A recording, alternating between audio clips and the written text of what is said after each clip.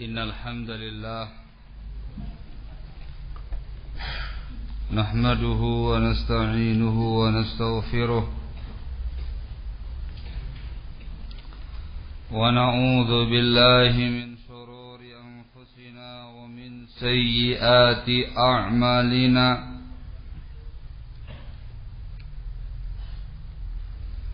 من يهده الله فلا مضل له ومن يضلل فلا هادي له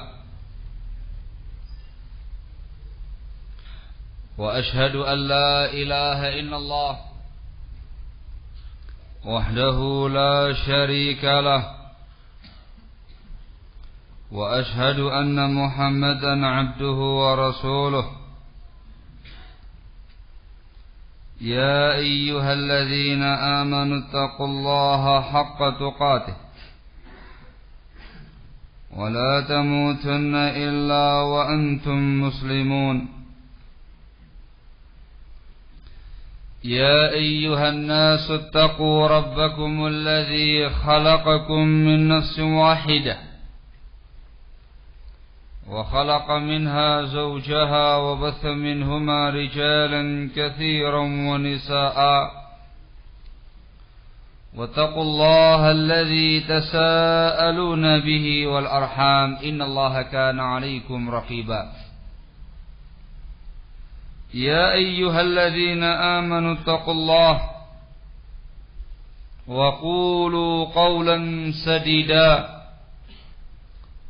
يصلح لكم أعمالكم ويغفر لكم ذنوبكم ومن يطع الله ورسوله فقد فاز فوزا عظيما أما بعد فإن أصدق الحديث كتاب الله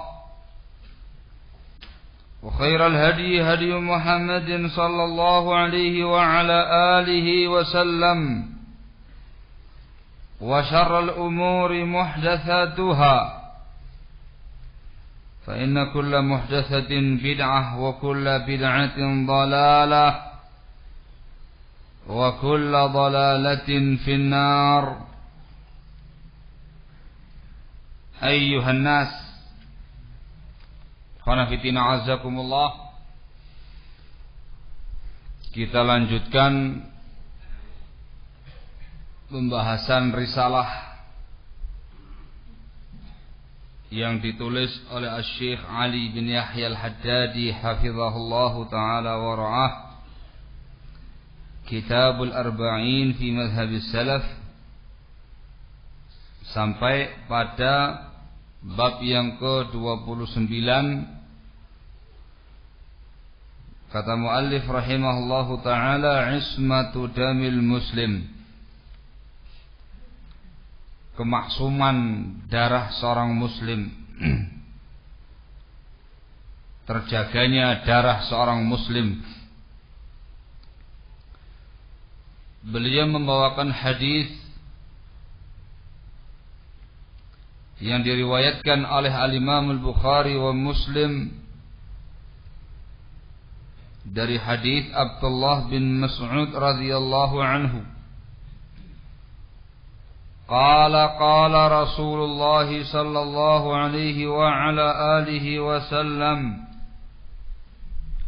Rasulullah alaihi salatu wassalam bersabda,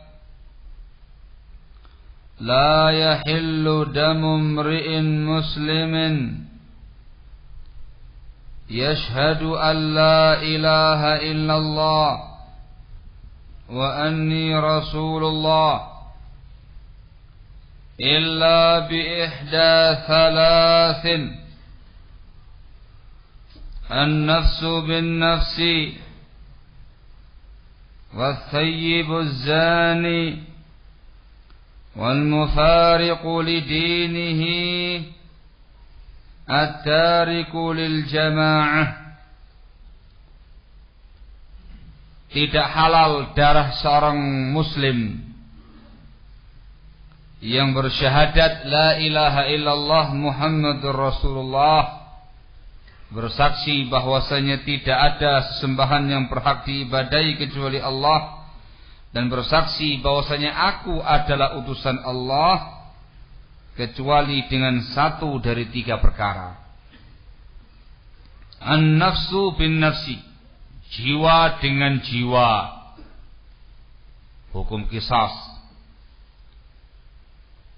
Yang kedua ialah as-sayyibuz zani, sayyib yang berzina. Sayyib lawan dari bikr. Yang namanya sayyib ialah seseorang yang pernah menikah, seseorang yang menikah dengan pernikahan yang sah, sudah pernah menikah dengan pernikahan yang sah dan dia berzina. Dan yang ketiga ialah al-mufariqu lidinihi at-tariku lil jamaah, seseorang yang berpisah dengan agamanya, yang meninggalkan al-jamaah. Hadis ini khonafidina azakumullah menerangkan kepada kita bahwasanya hukum asal darah seorang muslim itu haram ditumpahkan. Hukum asal seorang muslim haram dibunuh. Muslim di sini meliputi semua kaum muslimin yang telah mengucapkan 2 kalimat syahadatain. Begitu pula yang terlahirkan di tengah-tengah lingkungan kaum muslimin hingga dia dewasa. Semua kaum muslimin hukum asal darahnya adalah halal. Baik dia muslim yang saleh ataukah muslim yang taleh, dia muslim yang sunni ataukah muslim yang hizbi, semua kaum muslimin hukum asal darahnya adalah haram.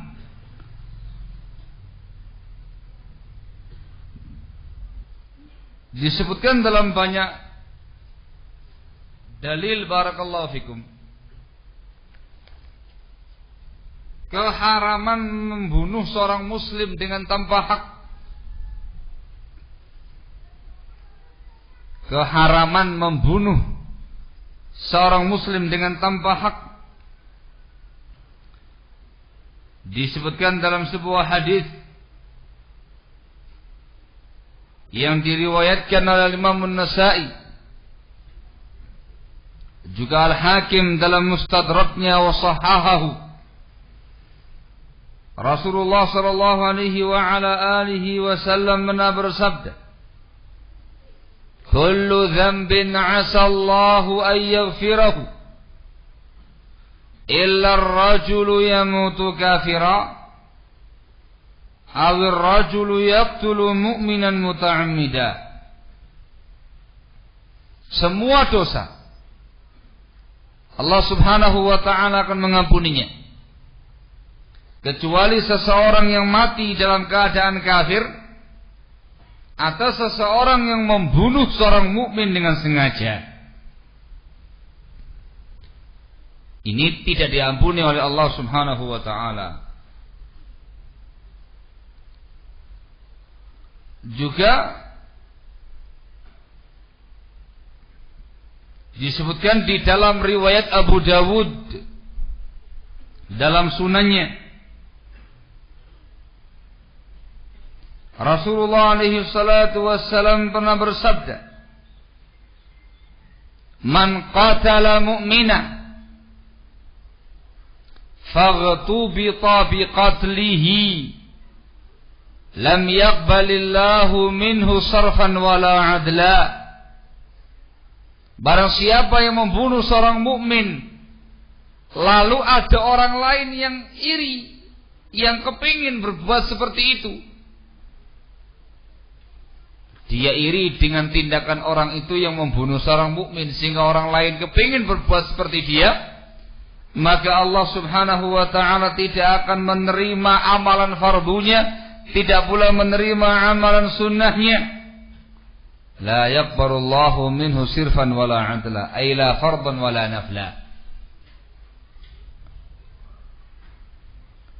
Juga pada hadis yang masyhur yang diriwayatkan oleh Bukhari Muslim dan juga yang lainnya dari sahabat Abdullah bin Umar radhiyallahu taala anhuma dan juga datang dari sejumlah sahabat yang lain, ketika Rasulullah sallallahu alaihi wasallam berkhutbah di hadapan para sahabatnya pada haji wada, beliau bertanya, "Ayyu yaumin hadza?" Hari apa ini? Dikatakan yaumun nahr. Ayyu syahrin hadza? Bulan apa ini? Dikatakan syahrullahil haram, bulan haram. Ayyu baladin hadza? Negeri apa ini? Dikatakan baladul haram, negeri yang haram. Maka Rasulullah SAW mengatakan, fa inna dima'akum wa amwalakum wa aradakum alaikum haramun ka hurmati yaumikum hadza fi syahrikum hadza fi baladikum hadza. Maka sesungguhnya darah-darah kalian, harta-harta kalian, kehormatan-kehormatan kalian haram atas kalian, seperti haramnya hari kalian ini, di bulan kalian ini, di negeri kalian ini. Adapun dalam Al-Quran, Allah Subhanahu wa ta'ala mengecam dengan tegas dan keras siapa saja yang membunuh seseorang mukmin dengan sengaja, dengan tanpa haknya. Allah Subhanahu wa ta'ala berfirman, "Wa may yaqtul mu'minan muta'ammida fajaza'uhu jahannam khalidan fiha wa ghadiba Allahu 'alaihi wa la'anahu wa a'adda lahu 'adzaban 'azima." Barang siapa yang membunuh seorang mukmin dengan sengaja, maka balasan dia adalah jahannam, kekal di dalamnya. Allah murka kepadanya, Allah laknat dia, dan Allah persiapkan untuknya azab yang sangat besar. Ancamannya mengerikan. Barakallahu fikum. Ini nusus, nas-nas dalil yang sangat tegas menerangkan kepada kita tidak boleh, hukumnya haram menumpahkan darah seorang muslim dengan tanpa hak. Menumpahkan darah seorang muslim dengan tanpa hak. Maka hukum asal darah seorang muslim itu adalah haram. Barakallahu fikum. Kemudian dalam riwayat ini, Ar-Rasulullah alaihi salatu wassalam mengecualikan ada beberapa keadaan di mana darah seorang muslim itu bisa ditumpahkan. Yang pertama ialah kata Rasulullah SAW, an-nafsu bin nafsi, jiwa dengan jiwa. Dia membunuh seseorang muslim, kemudian dia dihukum qisas, nyawa dengan nyawa.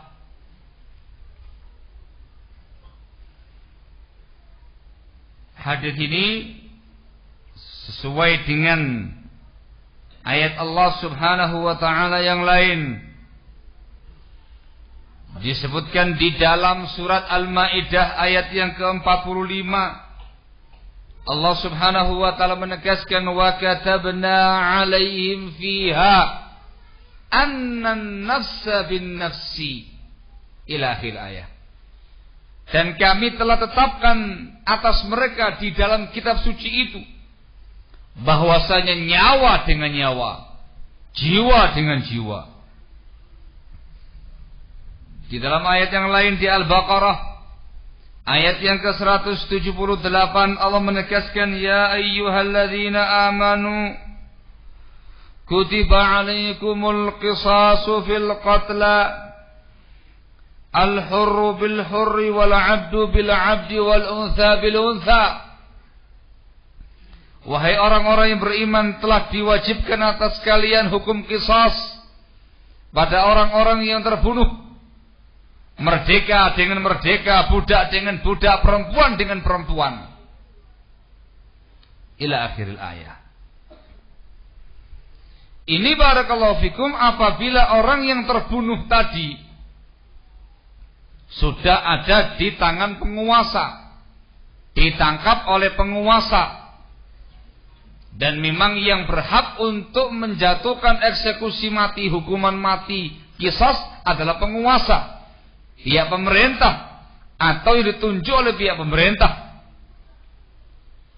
Sehingga hukum ini berlaku apabila orang tersebut atau pelaku pembunuhan tadi ditangkap oleh pihak penguasa.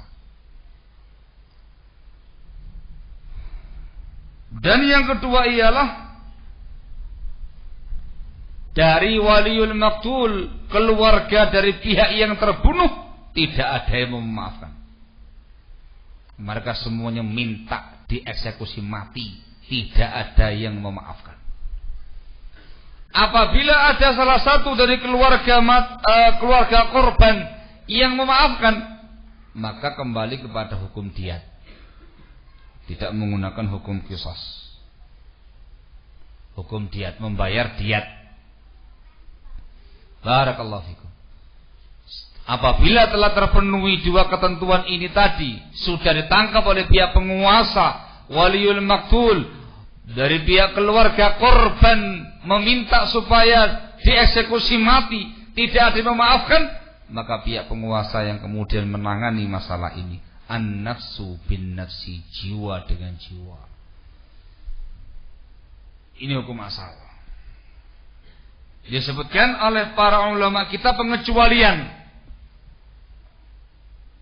Ada beberapa pengecualian yang tidak mungkin diterapkan hukum qisas ini. Di antaranya ialah ayyaqtulal walidu waladah. Pembunuhnya itu orang tua, orang tuanya sendiri, korban pembunuhan anaknya sendiri. Orang tua membunuh anaknya. Jumhurul ulama, mayoritas ulama berpendapat la yuqtalul walidu biwaladih. Orang tua tidak bisa dibunuh, dihukum qisas dengan sebab membunuh anaknya. Itu disebutkan dalam hadis Rasulullah alaihi salatu wassalam yang datang dari beberapa orang sahabat. Disebutkan bahwasanya Rasulullah alaihi salatu wassalam bersabda, la yuqtalul walidu biwaladih. Orang tua tidak dibunuh dengan sebab dia membunuh anaknya. Ini pendapat jumhurul ulama. Al-masalah fiha khilaf. Ada khilaf di kalangan para ulama. Yang kedua, ayyaqtulal hurru 'abda. Ada seseorang yang statusnya merdeka membunuh seorang budak. Jumhur ulama juga demikian, la yuqtalul hurru bila 'abd. Seseorang yang statusnya merdeka tidak boleh dihukum qisas dengan sebab dia membunuh seorang budak. Masalah fiha khilaf. Ini kita bawakan hal-hal yang dikecualikan oleh para ulama, walaupun ada khilaf, sehingga bisa dikaji lebih lanjut tentang masalah poin-poinnya. Wa minha, di antara pengecualiannya,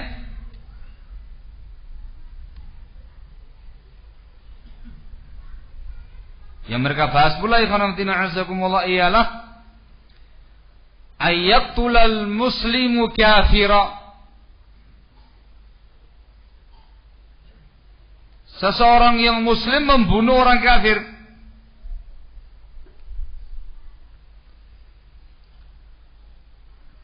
Disebutkan oleh para ulama, kalau kafirnya kafir harbi, la yuqtalul muslimu bihi ittifaqa. Kalau kafirnya kafir harbi, maka seorang muslim tidak boleh dihukum qisas dengan sebab membunuh orang kafir harbi, dengan tabak khilaf di kalangan para ulama. Lianna qatlal harbi mubahun bila raibin. Sebab membunuh kafir harbi mubah hukumnya dengan tanpa keraguan.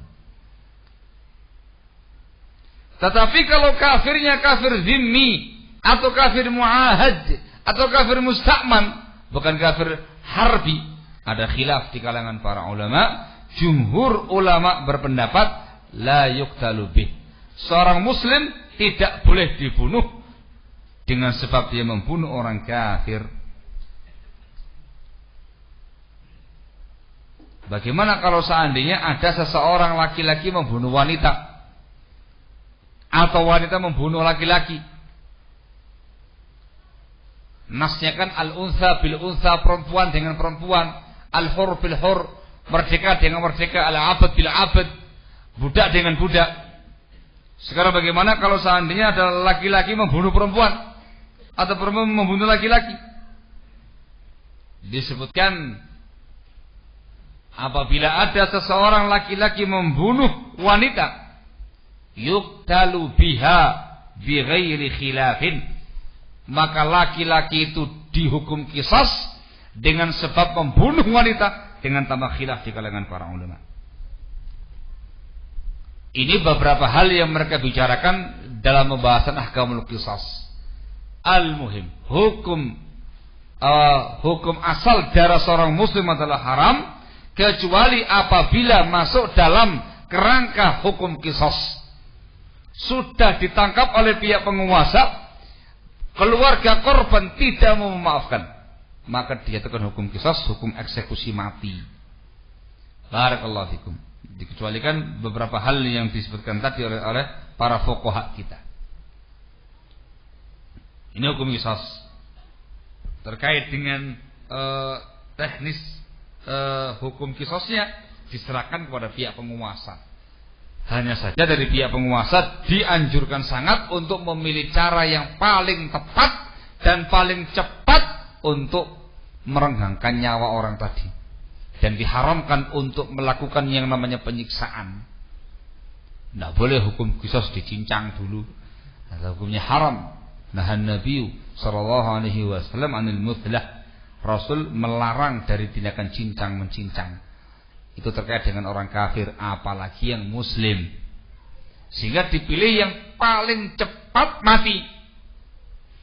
Bisa dengan cara hukum penggal. Carikan al-guju yang berpengalaman dengan pedang yang sangat tajam, sekali ayun gelundung. Nah gitu ya, langsung merenggang nyawa. Atau dengan cara tembak.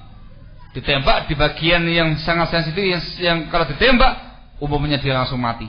Di bagian jantungnya atau di bagian kepalanya begitu. Barakallahu fikum. Itu diserahkan kepada siapa? Kepada pihak penguasa. Yang kedua kata Rasulullah SAW, al-thayyibuz zani, seseorang yang sudah pernah menikah dan dia berzina, disebut dengan zina muhsan. Zani muhsan sudah pernah menikah sebelumnya, ternyata dia berzina.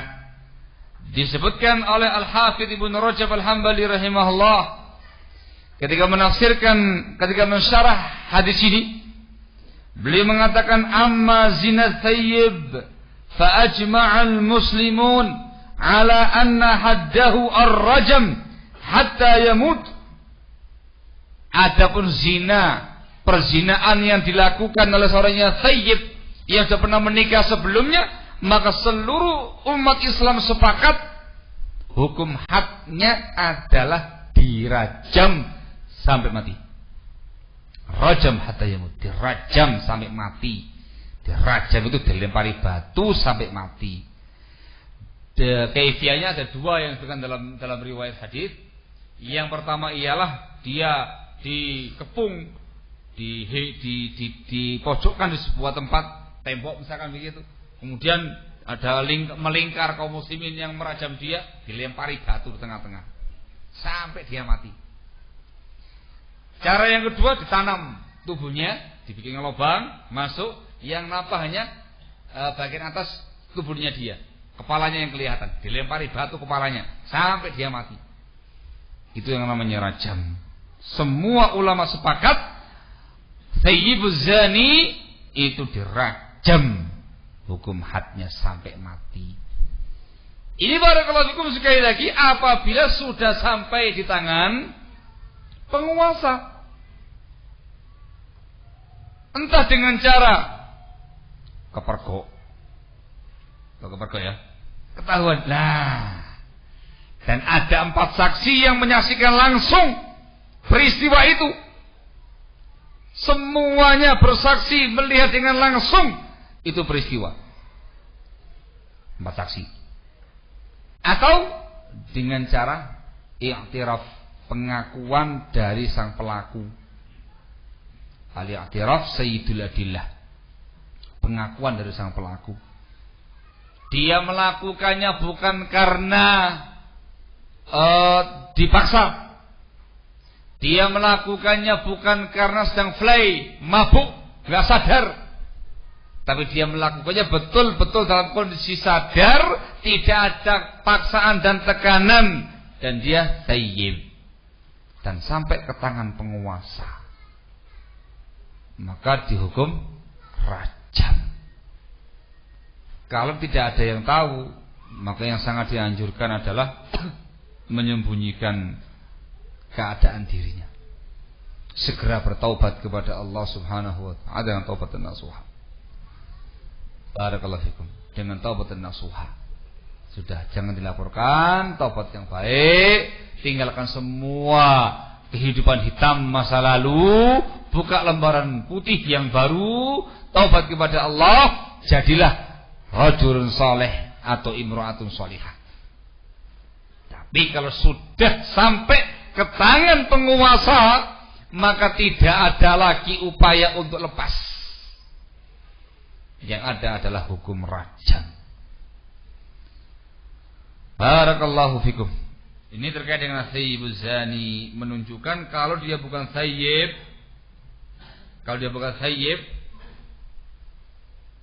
dia bukan thayyib alias dia bikr, maka hukumannya bukan rajam.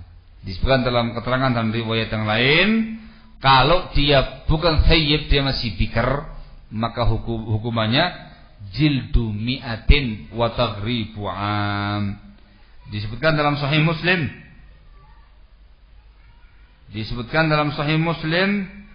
Dari sahabat yang mulia Ubadah ibn Samit radhiyallahu taala anhu wa arbah. Rasulullah sallallahu alaihi wa ala alihi wasallam bersabda, "Khudhu anni." Ambil dari aku hukuman had ini. Qad ja'ala Allahu lahunna sabila. Allah Subhanahu wa ta'ala telah menjadikan solusi bagi mereka perempuan-perempuan itu. Al-bikru bil bikri jildu mi'atin wa taghribu am. Gadis dengan perjaka dicambuk 100 kali, diasingkan setahun. Wa thayyibu bi thayyib jaldu mi'atin warrajam. Sementara thayyib dengan thayyib, yang sudah pernah menikah dengan sudah pernah menikah, itu dicambuk 100 kali dan dirajam. Ada kata-kata dicambuk 100 kali dan dirajam. Ini ada ikhtilaf panjang di kalangan para ulama. Ada yang mengatakan dicambuk dulu baru dirajam. Ada yang mengatakan langsung dirajam dengan tanpa dicambuk. Secara praktek yang ada di zamannya Rasulullah SAW pada masa itu, tanpa dicambuk, langsung dirajam. Dalam beberapa kasusnya Ma'is, kasusnya Imra'ah Ghamidiyah dan segala macamnya, langsung dirajam dengan tanpa dicambuk. Wallahu ta'ala alam bissawab. Hadza wadih. Ini sekali lagi tugasnya siapa ya, Pak? Tugasnya penguasa, tugasnya pemerintah.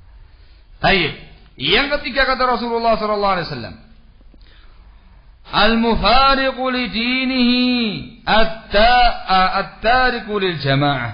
Disebutkan dalam lafaz yang lain, at-tariqu li dinihi al-mufariqu lil jamaah. Seseorang yang meninggalkan agamanya dan seseorang yang berpisah dengan al-jamaah. Kalimat at-tariqu li dinihi, seseorang yang meninggalkan agamanya, yang dimaksudkan ialah murtad. Murtad, seseorang yang murtad. Nah, disebutkan dalam hadisnya Rasulullah SAW yang datang dari sahabat yang mulia Abdullah bin Abbas radhiyallahu taala anhuma, Rasulullah SAW menyatakan, man baddala dinahu faqtuluh. Barang siapa yang mengganti agamanya, bunuh dia. Faqtuluh, bunuh dia. Itu hukuman Islam. Man baddala dinahu faqtuluh. Rawahul Bukhari an Ibnu Abbas radhiyallahu taala anhuma. Ini tidak ada bedanya apakah dia laki-laki ataukah dia perempuan, dia statusnya merdeka ataukah dia budak, pejabat ataukah rakyat, yang murtad dari agamanya, bunuh. Ini sekali lagi apabila ditangkap oleh pihak penguasa, bunuh. Barakallahu fikum. Ini apabila dia murtad dari agamanya, statusnya dia masih kafir, ketangkap penguasa.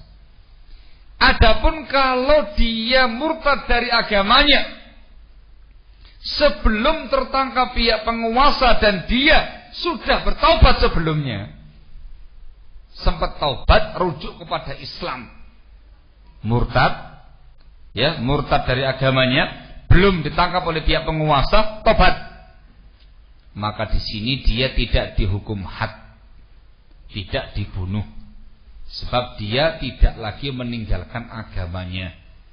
Hadisnya kan ad-dariku lidinih, meninggalkan agamanya, menunjukkan dia sudah kembali kepada agamanya, tidak lagi meninggalkan agamanya, dan belum ditangkap oleh pihak penguasa. Maka dengan dia taubat kepada Allah Subhanahu wa taala, tidak boleh dibunuh. Adapun al-mufariqu lil jamaah, yang dimanakan ialah kaum pemberontak, kaum khawarij, pemberontak penguasa, yang memberontak penguasa dengan senjata-senjata mereka. Ini barakallahu fikum diizinkan untuk diperangi, diizinkan untuk dibunuh, dan yang melakukannya adalah pihak penguasa. Syarat yang kedua ialah apabila fitnah mereka tidak mungkin diredam kecuali harus dengan cara dibantai, diberangus, dibunuh. Penguasa melakukannya, dan yang kedua tidak ada lagi cara yang lain untuk meredam fitnah mereka melainkan harus dibunuh, maka dibunuh. Barakallahu fikum. Syarat yang kedua itu disebutkan oleh Imam An-Nawawi rahimahullahu taala dalam kitab beliau Syarah Sahih Muslim. Barakallahu fikum. Ini khonamudina'azakumullah yang ada pada riwayat ini, dan ini bukan pembatasan. Ada beberapa lagi tindakan-tindakan lain yang dalam Islam juga hukumannya bunuh. Di antaranya al-liwat, homoseksual. Homoseksual. Homo ya ikhwan. Al-liwat itu pada umumnya laki dengan laki. Barakallahu fikum. Sebagian ulama memasukkan dalam bab ini as-sihaq, perempuan dengan perempuan. Disebutkan dalam hadis Ibnu Abbas radhiyallahu taala anhuma, dikeluarkan oleh Abu Dawud, Tirmidzi, Ibnu Majah wa Ahmad dalam musnadnya, Rasulullah SAW mengatakan, uqtulu al-fa'il wal maf'ul. Fa'il dan maf'ul, bunuh dia. Bukan isim fa'il, isim maf'ul ya. Pelaku dan korban, bunuh. Uqtulu al-fa'ila wal maf'ul.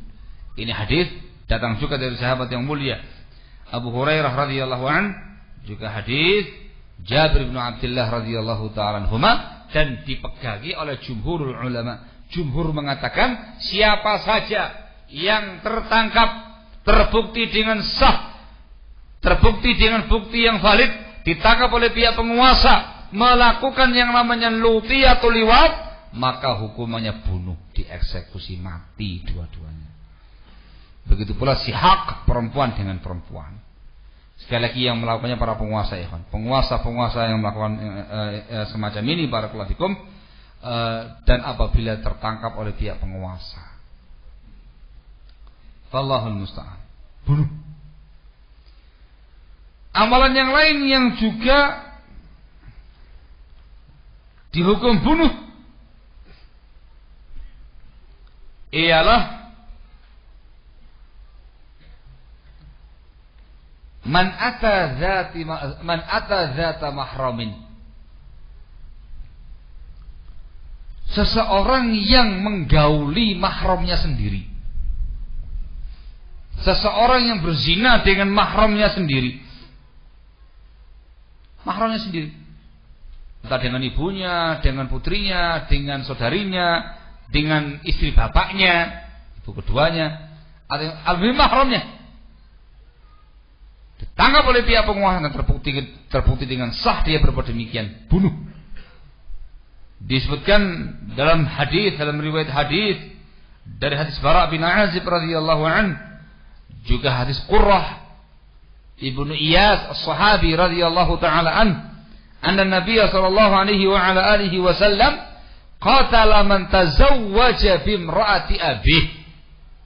An-Nabi alaihi salatu wasallam membunuh seseorang yang menikah, dalam tanda kutip, menikah dengan istri bapaknya, dengan ibu tirinya, ya, bermain dengan ibu tirinya, dibunuh. Ini sahih riwayatnya, dan ini pendapat yang dipegangi oleh sebagian ulama, baik orang tadi sudah muhsan, sudah pernah menikah sebelumnya, ataukah belum muhsan, masih perjaka. Barakallahu fikum. Kalau ada yang sampai bermain, dalam tanda kutip bermain dengan mahramnya sendiri, maka dihukum bunuh. Sekali lagi, ketangkap penguasa. Kalau sudah tertangkap oleh pihak penguasa. Yang juga disebutkan oleh para ulama ialah sahir, tukang sihir, dukun-dukun, yang juga tertangkap oleh pihak penguasa. Itu hukum hadnya adalah bunuh. Adapun hadis haddus sahir darbatun bisayf, hukuman had tukang sihir dipenggal dengan pedang. Ini hadis as-sahih waqtuh, yang sahih dia mauquf dari sahabat Jundub radhiyallahu taala anhu wa ardah. Tapi secara hukum barakallahu fikum itu diambil oleh sejumlah para ulama kita. Tukang sihir ketika ditangkap oleh pihak penguasa dibunuh. Dan itu ada asarnya, ada contoh beberapa asar dari sebagian salaf, mereka membunuh sahir wasawahir, tukang sihir laki dan tukang sihir perempuan. Bunuh. Naam. Ada lagi yang lain, yaitu man waqa'a ala bahimah. Seseorang yang bermain dengan hewan ternak. Allahul musta'an. Dalam tanda kutip ya. Seseorang yang bermain dengan hewan ternak. Sekali kalau sudah ketahuan, terbukti dengan jelas berbuat demikian, ditangkap pihak penguasa, bunuh. Itu dari hadis Ibnu Abbas radhiyallahu taala anhuma, dan juga hadis Abu Hurairah radhiyallahu taala anhu wa arba. Ini pendapat yang disebutkan oleh sejumlah ulama kita. Barakallahu fikum. Ini beberapa yang mereka sebutkan, yang amal-amal yang lain yang membuat darah seorang muslim tadi, barakallahu fikum, terbunuh atau bisa dibunuh. Ada lagi yang mereka sebutkan, walaupun ada banyak ikhtilaf di kalangan para ulama dalam masalah ini, barakallahu fikum. Di antaranya ialah tarikus salat, seseorang yang meninggalkan salat. Itu juga ada perbincangan panjang di kalangan para ulama. Ada yang mengatakan kafir, ada yang mengatakan tidak kafir, ada yang mengatakan walaupun dia enggak kafir dibunuh, yuktal, dibunuh dia dikarenakan dia meninggalkan salat. Khilaf di kalangan para ulama barakallahu fikum. Kemudian juga ikhtilaf di kalangan para ulama terkait dengan syaribul khamr, seseorang yang meminum khamr yang sudah ketangkap yang keempat kalinya. Ketangkap yang pertama, cambuk, ngulangi lagi, tangkap lagi, cambuk yang kedua kalinya lagi, ngulangi lagi, ketangkap lagi, cambuk yang ketiga kalinya lagi, yang keempat kalinya bunuh. Ini perbincangan panjang di kalangan para ulama. Ada yang mengatakan dihukum bunuh, ada yang mengatakan enggak dihukum bunuh. Pendapat yang sahih enggak dihukum bunuh. Kalau terkait dengan pemberontak jelas. Disebutkan dalam penjelasan yang lain, man syaharas silah, seseorang yang menghunuskan pedang di tengah-tengah kaum muslimin. Ini juga diambil pendapat oleh sebagian ulama, mereka berhujjah dengan hadis man syaharas silah thumma wada'ahu fadamuhu hadar. Barang siapa yang menghunuskan pedang kemudian dia tancapkan, maka darahnya dia hadar, tidak ada hukum qisasnya. Artinya darah dia halal ditumpahkan. Khilaf panjang di kalangan para ulama terkait dengan masalah ini. Barakallahu fikum. Naam, kemudian yang termasuk disebutkan oleh para ulama jasus. Jasus ya ikhwan. Seorang muslim menjadi jasus mata-mata bekerja untuk orang-orang kafir, memata-matai kaum muslimin. Idza tajassasa lil kuffar 'alal muslimin, ketika dia memata-matai kaum mukminin untuk orang-orang kafir. Sebagian ulama mengatakan boleh dibunuh, ubiha qatluh. Ini kalau sampai kepada siapa ya kan? Sampai kepada pihak penguasa. Juga seseorang yang merampok, maling, menjambret dan segala macamnya. Kemudian tuan rumah membela diri dan tidak mungkin bisa melawan maling tadi melainkan dengan cara bunuh, maka boleh dibunuh. Dengan kondisi yang sangat terpaksa. Tuan rumah atau korban yang terkena maling tadi ketika dia melawan dan terbunuh, dia mati syahid.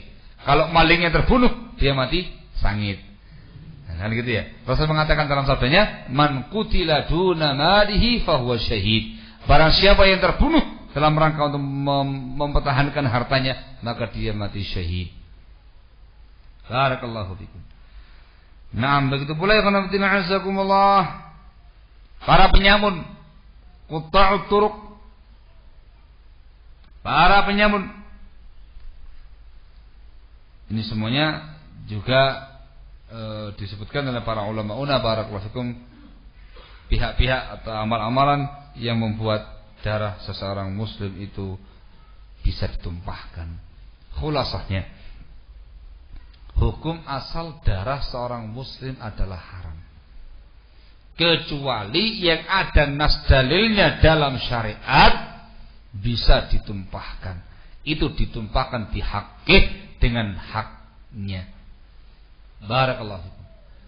Hadis yang semacam ini khonafidina azakumullah, ini adalah bantahan kepada kaum khawarij. Raddun alal khawarij, membantah kaum khawarij yang menghalalkan darah kaum muslimin dengan tanpa hak, yang menghalalkan darah penguasa dengan tanpa hak. Ini kaum khawarij. Mereka dikenal sebagai safak lid-dima, pihak-pihak yang biasa menumpahkan darah kaum muslimin dengan tanpa haknya. Mereka menumpahkan darah penguasa dengan takwil, dikarenakan itu penguasa berhukum dengan selain hukum Allah Subhanahu wa taala. Dia menumpahkan darah kaum muslimin dikarenakan takfir, mengkafirkan pelaku dosa besar. Barakallahu fikum. Dan ini subhanallah terus ada pada mereka sampai sekarang ini.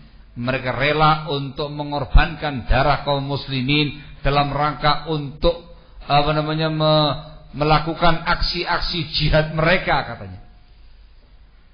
Secara kenyataan yang mereka lakukan selama ini, pengeboman yang mereka lakukan barakallahu fikum, itu semuanya korbannya adalah nyawa-nyawa yang tidak berdosa, jiwa-jiwa yang tidak berdosa, dari kalangan kaum muslimin, dari kalangan anak-anak, dari kalangan kaum wanita, dan dari kalangan kafir-kafir dhimmi atau kafir mu'ahad. Allahul musta'an. Dan juga perlu diwaspadai. Pernyataan sebagian salaf.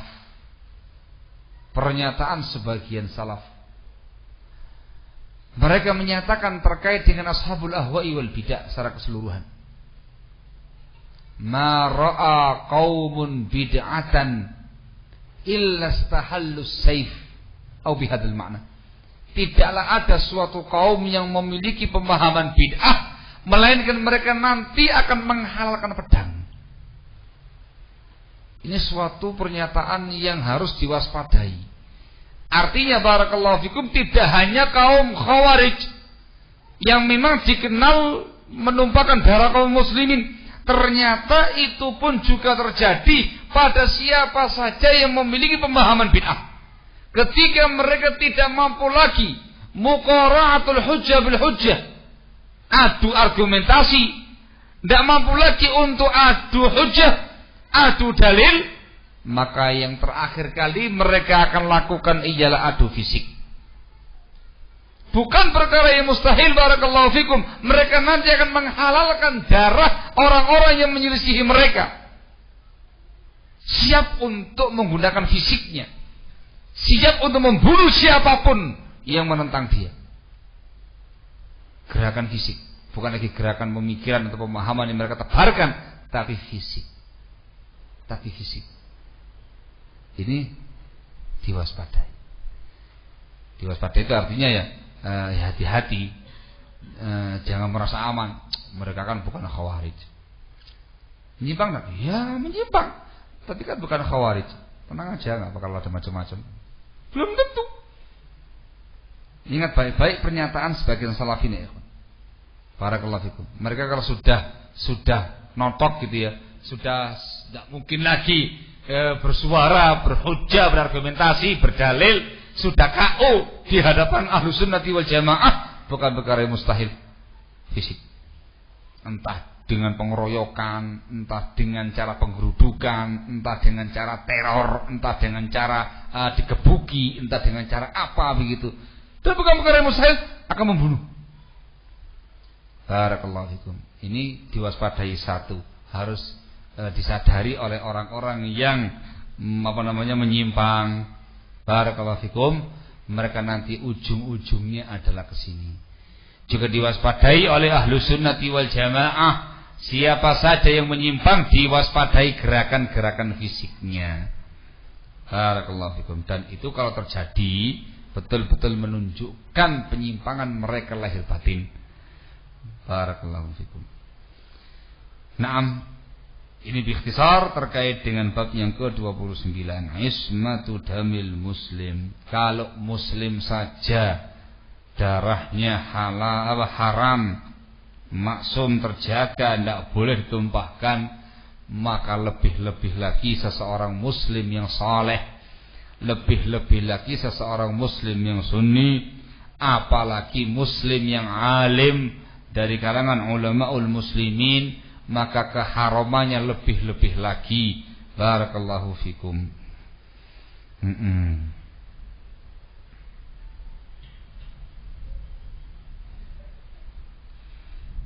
Bab yang berikutnya,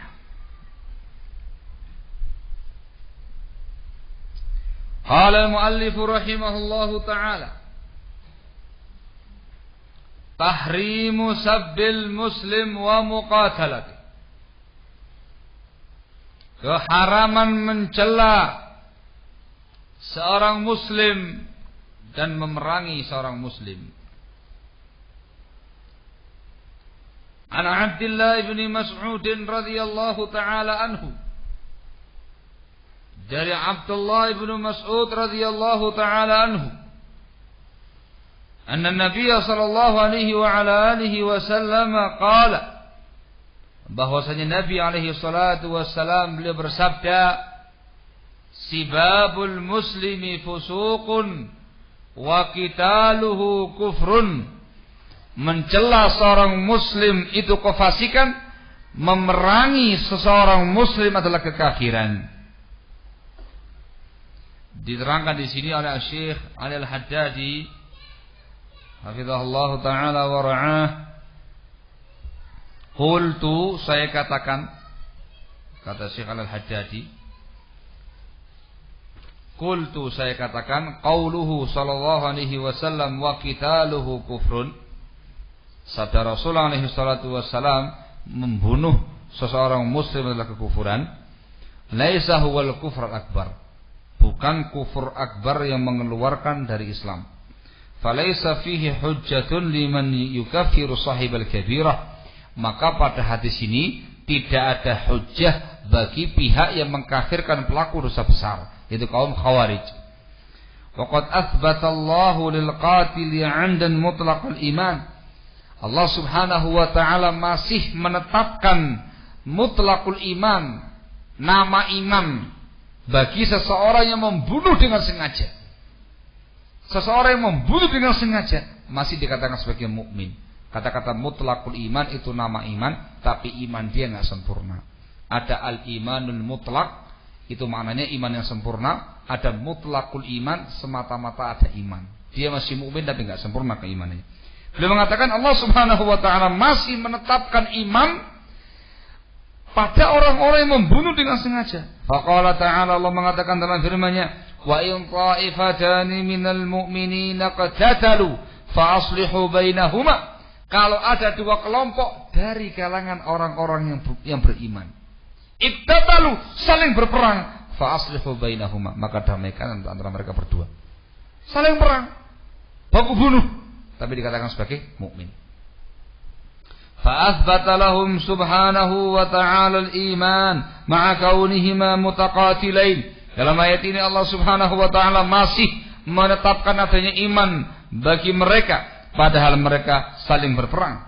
Wa qala ta'ala, dan juga Allah mengatakan dalam ayat yang lainnya lagi, faman 'ufiya lahu min akhihi syai'un, dan barang siapa yang memaafkan saudaranya sedikit saja, ay 'afa waliyul maqtul 'anil qatil, yakni keluarga yang terbunuh memaafkan sang pembunuh, fa asqatal qisas ila diyah, maka gugur hukum qisas dan kembali kepada hukum diyah.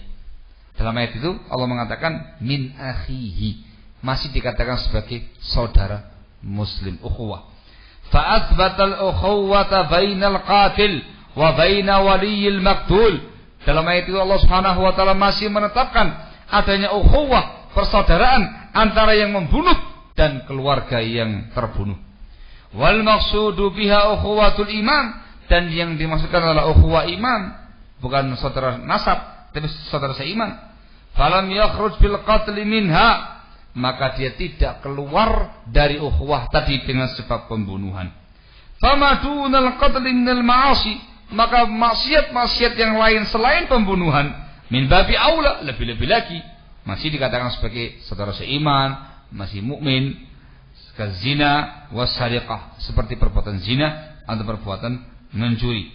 Wa fi sahihaini min hadithi Abi Dzarr an Nabi sallallahu alaihi wasallam annahu qala, dalam sahihain dari hadis Abu Dzarr al-Ghifari radhiyallahu an, dari Nabi sallallahu alaihi wa alihi wasallam beliau bersabda, ma min 'abdin qala la ilaha illallah thumma mata ala dzalik illa dakhala al-jannah. Tidak ada seorang hamba pun yang mengucapkan kalimat la ilaha illallah kemudian dia mati di atas itu melainkan dia masuk ke dalam surga. Qultu, saya tanyakan, kata Abu Dzar, wa in zana wa in sarak, walaupun dia berzina ya Rasulullah, dia mencuri ya Rasulullah. Qal, beliau mengatakan wa in zana wa in sarak, walaupun dia berzina, walaupun dia mencuri. Qultu, saya tanyakan lagi, wa in zana wa in sarak, walaupun dia berzina, dia mencuri ya Rasulullah. Qal, beliau mengatakan wa in zana wa in sarak, walaupun dia berzina, walaupun dia mencuri. Tanya lagi, wa in zana wa in sarak, walaupun zina dan mencuri ya Rasulullah. Beliau mengatakan wa in zana wa in sarak ala raghmi anfi Abi Dzar, walaupun dia berzina, walaupun dia mencuri, walaupun Abu Dzar tidak suka. Itu ala raghmi anfi Abi Dzar. Wa kana Abu Dzar idza haddatsa bi hada, dan Abu Dzar ketika menyampaikan hadis ini beliau mengatakan wa in raghima anhu Abi Dzar, walaupun Abu Dzar tidak suka. Artinya betul-betul disampaikan seperti yang disampaikan oleh Rasulullah SAW. Khulasahnya, ketika ada orang yang berzina, ada orang yang mencuri, itu masih muslim, tidak dikafirkan. Ketika ada seseorang yang membunuh seorang mukmin, itu nggak dikafirkan, dia masih muslim. Maka ketika Rasul mengatakan wa qitaluhu kufrun, membunuh atau memerangi seorang muslim adalah kekufuran, itu bukan kufur akbar, bukan kufur besar yang mengeluarkan pelakunya dari Islam, tapi kufrun asghar, kufur kecil, maka dosanya lebih besar daripada dosa-dosa besar yang lainnya. Dalam riwayat ini wadih, haram hukumnya mencaci maki seseorang muslim. Kufur hukumnya kufur asghar, membunuh seseorang muslim. Disebutkan dalam riwayat yang lain,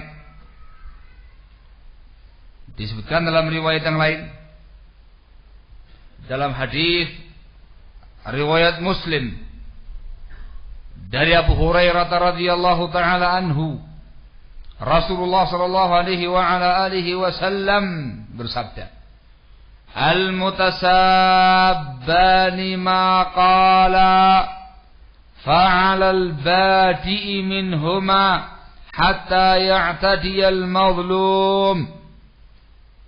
Al-mutasabbani ma qala, dua orang yang saling mencaci, yang saling mencerca, seperti yang mereka katakan berdua. Fa'ala al-badi' minhuma, maka dosanya ditanggung oleh orang yang memulai mencela. Hatta ya'tadiyal mazlum, hingga yang terzalimi melampaui batas, ikut mencaci maki dan mencerca pula. Ini ditanggung dua-duanya dosanya. Disebutkan dalam riwayat yang lain dari sahabat Abu Dzar Al-Ghifari radhiyallahu an.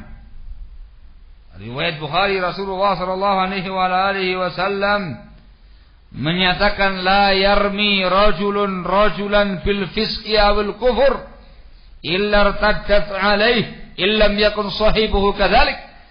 Tidaklah ada seseorang yang menuding orang lain dengan kefasikan atau dengan kekufuran, melainkan akan kembali kepada dia kalau yang dituduh tidak demikian keadaannya. Juga disebutkan dalam hadis Abdullah bin Mas'ud radhiyallahu an, inda Tirmidzi, Rasulullah sallallahu alaihi wa ala alihi wasallam menjelaskan terkait dengan sifatnya kaum mukminin, laisal mu'minu bit-ta'an walal la'an walal fahish walal badi. Seorang mukmin bukanlah orang yang suka mencela, bukan pula orang yang suka melaknat, tidak pula orang yang kotor, keji ucapannya, tidak pula orang yang kasar ucapannya. Juga dalam hadis Bukhari Muslim dari Thabit ibnu Dhahhak radhiyallahu anhu wa ardhah, Rasulullah sallallahu alaihi wasallam menyatakan, man la'ana mu'minan fahuwa kaqatlih. Barang siapa yang melaknat seorang mukmin, maka sama seperti membunuh seorang muslim, seorang mukmin. Ini semuanya hadis yang menerangkan kepada kita haramnya mencaci maki kehormatan seorang muslim. Juga dengan yang di atas, fa inna dima'akum wa amwalakum wa a'radakum 'alaikum haramun ka hurmati yaumikum hadza fi syahrikum hadza fi baladikum hadza. Maka hukum asal mencela seorang muslim haram. Hukum asal mencaci maki seorang muslim haram, bukan termasuk akhlaknya seorang mukmin.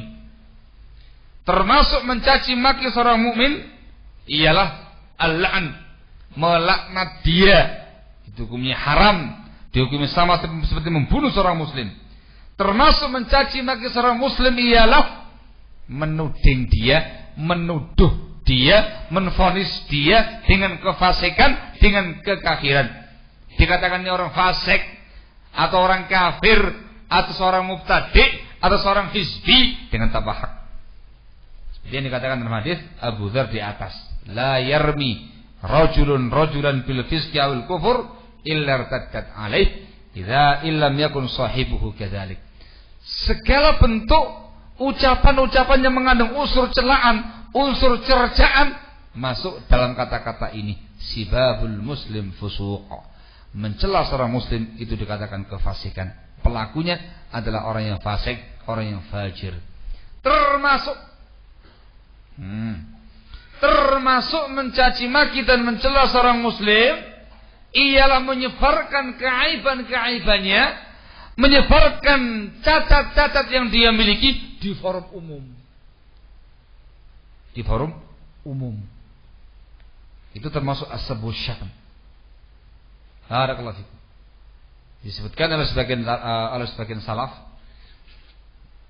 Seingat saya dinukil dari Al-Imam Al-Hasan Al-Basri dan juga ulama yang lainnya membedakan antara seorang mukmin dan fajir. Mereka mengatakan al-mukmin yasturu wa yansah. Seseorang yang mukmin yang beriman menutup aib saudaranya dan menasihati empat mata. Wal fajir yahtiku wa yafdah.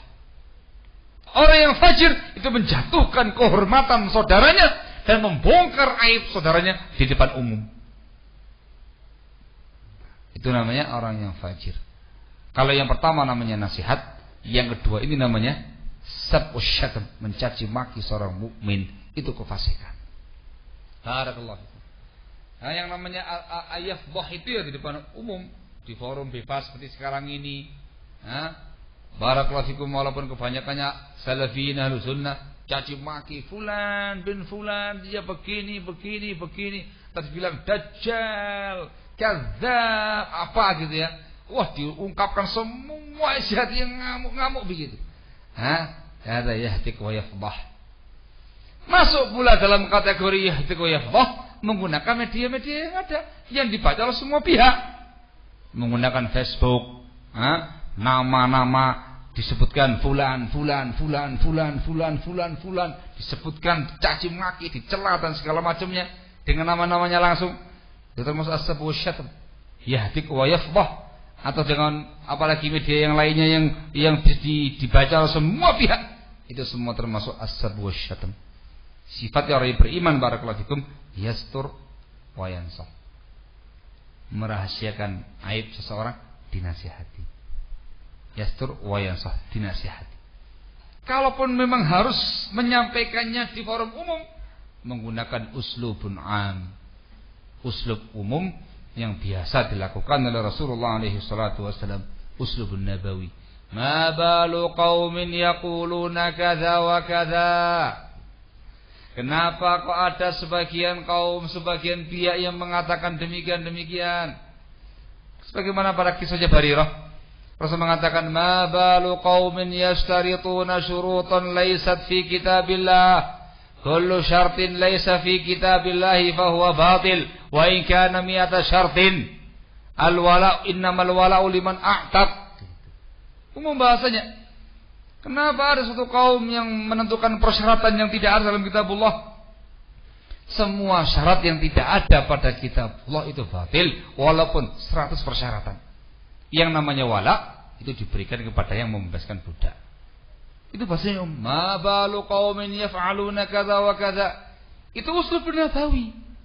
Ada sebagian pihak, gitu bahasanya ya. Ada sebagian pihak yang mengatakan demikian. Itu perkara yang batil. Ini dalilnya, ini ayatnya, ini hadisnya. Harus sebagian pihak yang berbuat demikian. Ini perkara yang salah. Wah, itu namanya uslubun am.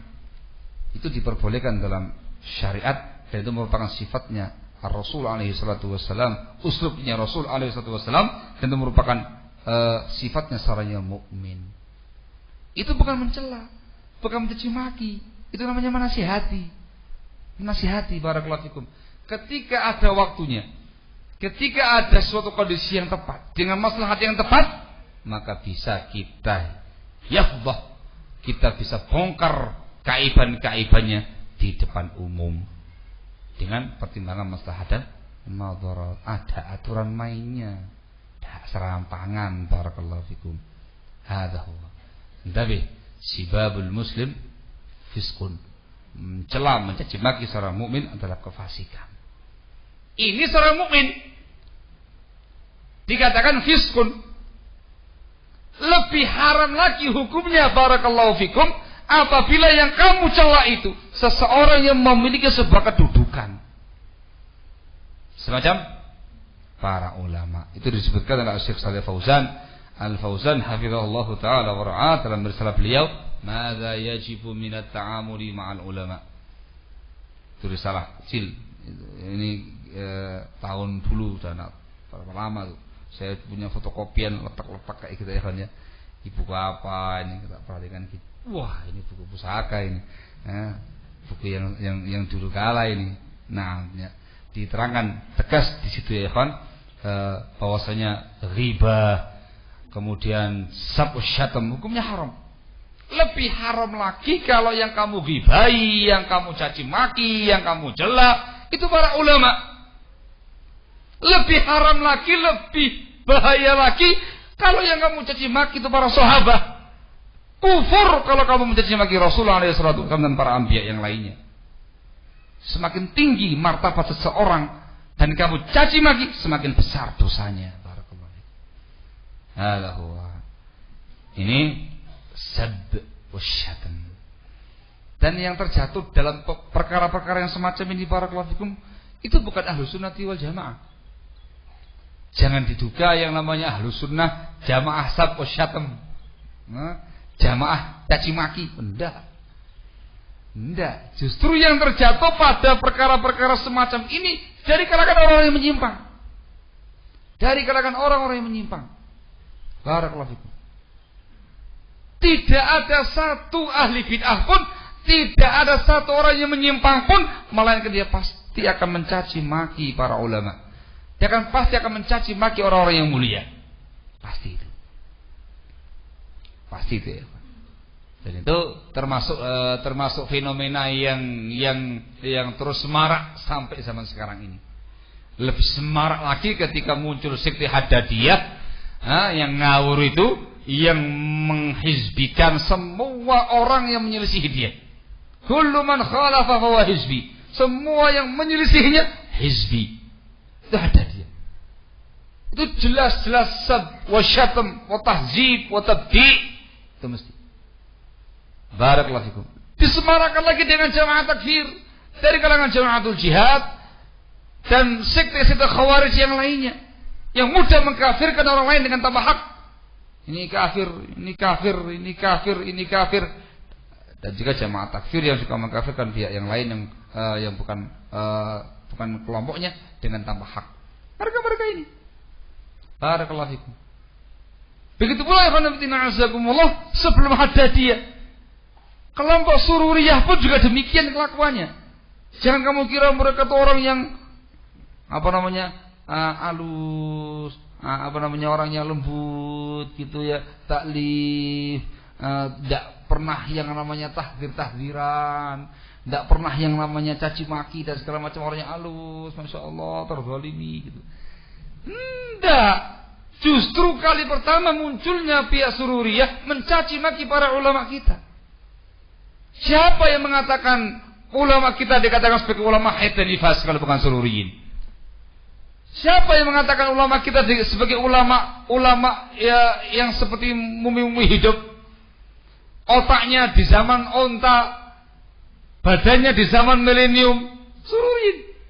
Siapa yang mengatakan ulama-ulama kita sebagai ulama sultah, ulama penguasa, penjilat penguasa dan segala macamnya? Sururiyin. Siapa pula yang mengatakan ulama kita mutasyaddidin, orang-orang yang keras, orang-orang yang kaku dan segala macamnya? Sururiyin. Barakallahu fikum. Istilah sigharul ulama dari Sururiyin.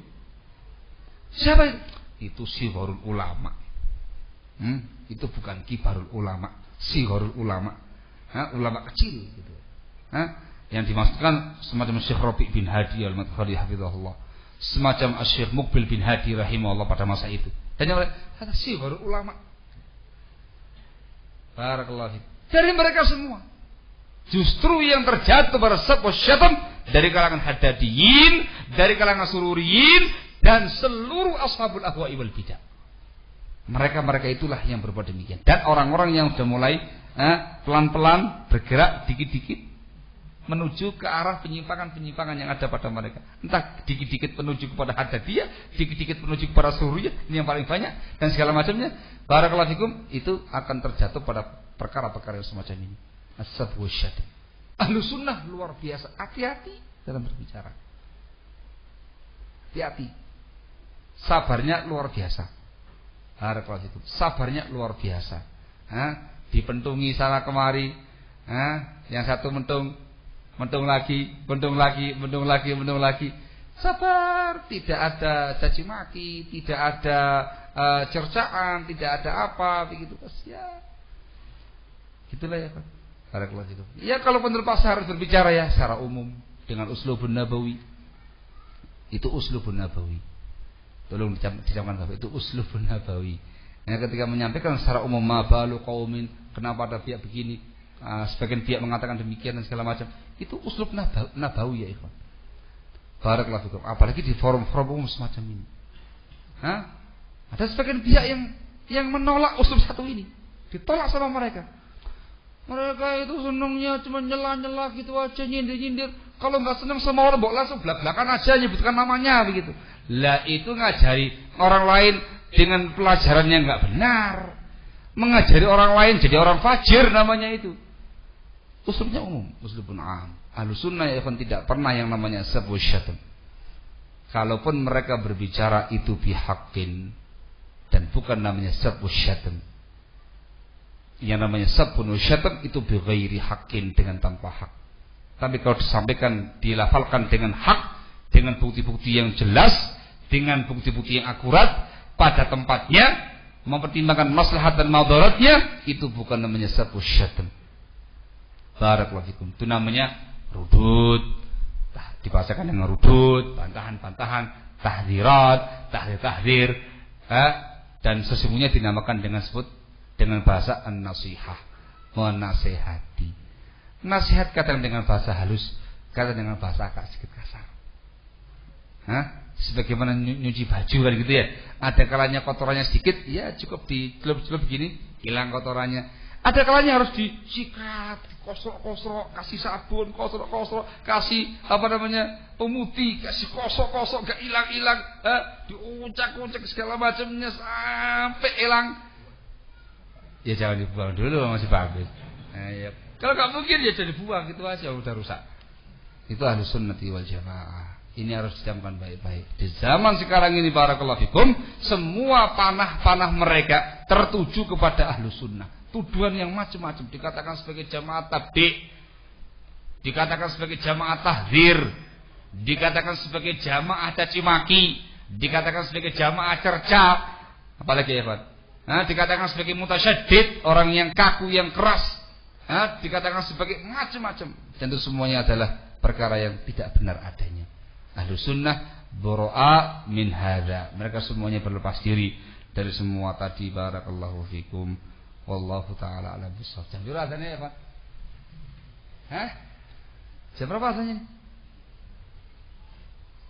Pas. Alhamdulillahirabbil alamin. Sudah kan? Oh sudah. Nah ya Pak. Insyaallah pada pembahasan berikutnya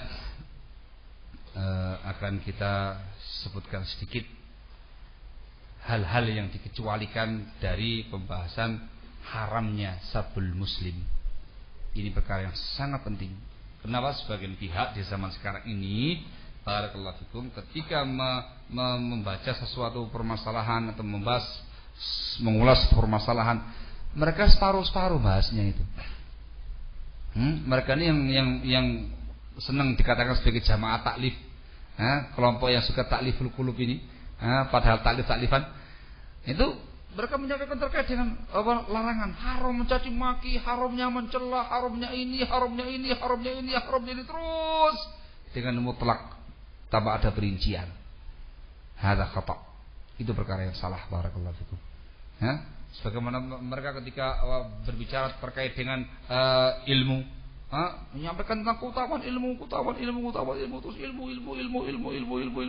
itu tok, dengan tanpa ada keterangan-keterangan yang lainnya. Sama siapa belajar ilmunya nggak disinggung. Bagaimana kalau belajar kepada orang yang masybuh, full syubhat, nggak disinggung. Itu juga kesalahan. Bicara lagi masalah ukhuwah, kencang, ukhuwah. Tidak ada pembicara masalah apa, bobot ukhuwahnya itu. Ukhuwah di atas apa, untuk apa, karena apa, dasarnya apa konsekuensinya, apa ketentuannya, nggak dibahas. Pas ukhuwah. Nah, semacam ini pemahaman-pemahaman yang mulai banyak beredar di tengah-tengah masyarakat kaum muslimin yang harus diluruskan. Sebab pada kenyataannya prakteknya keblinger. Wah, begitu ada yang tampil membantah pemahaman yang menyimpang, laki-laki itu merusak ukhuwah kaum muslimin. Loh, Lah melakukan ingkar mungkar dibilang merusak ukhuwah kaum muslimin. Nah, ketika menampilkan keterangan para ulama tentang bahaya jamaah tabligh, bahaya ikhwanul muslimin, bahaya haddadiyin, bahaya sururiyin, bahaya tokoh-tokoh hizbiyin, tampilkan keterangan ulama dan segala macamnya. Tapi itu sibuk dengan fitnah, enggak sibuk dengan ilmu. Sibuk dengan ilmu yang syar'i, jangan sibuk dengan fitnah semacam itu.